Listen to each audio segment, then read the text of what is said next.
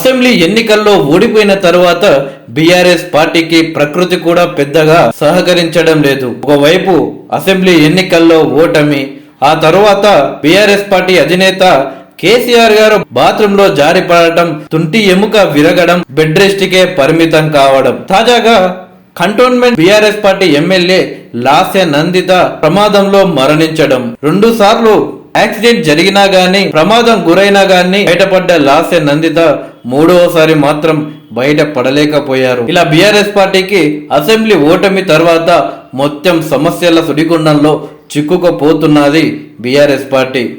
ఏది చేయబోయినా ఎదురు దెబ్బలే తగులుతున్నాయి కానీ కలగడం లేదు.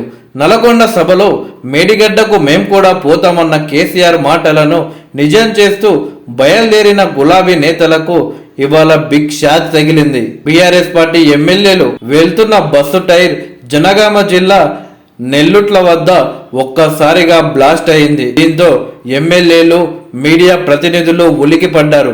ఏం జరిగిందోనని భయాందోళనకు గురయ్యారు. టైరు పలిగిందని తెలుసుకొని ఊపిరి పీల్చుకున్నారు. ఆ బస్సులో BRS party working president KTR, అలాగే మాజీ మంత్రి హరీష్ రావుతో పాటు బీఆర్ఎస్ పార్టీ ఎమ్మెల్యేలంతా ఉన్నారు. ఇలా బీఆర్ఎస్ పార్టీకి ఏదో ఒక ఎదురు దెబ్బ తరచూ తగులుతూనే ఉంది. కేవలం అసెంబ్లీ ఎన్నికలు ముగిశాకే కాదు, ఎన్నికలు ముగియక ముందు కూడా బీఆర్ఎస్ పార్టీకి ఇలానే ఎదురు దెబ్బలు తగులుతూనే ఉన్నాయి.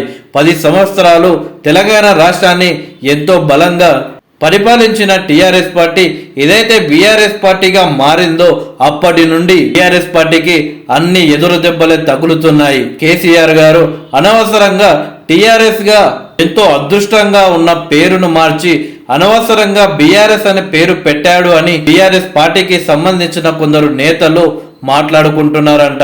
ఎప్పుడైతే బీఆర్ఎస్ అని మార్చారో అప్పటి నుండి అన్ని ఎదురు దెబ్బలే తగులుతున్నాయి అని ఆ పార్టీ నాయకులు ఆలోచిస్తున్నారట. చూడాలి మరి. కొంతకాలంగా రాజకీయాలకు దూరంగా ఉన్న కేసీఆర్ గారు యాక్టివ్ అయి మరేమన్నా బీఆర్ఎస్ పార్టీ పేరును మార్చే విధంగా ఆలోచిస్తారో అని.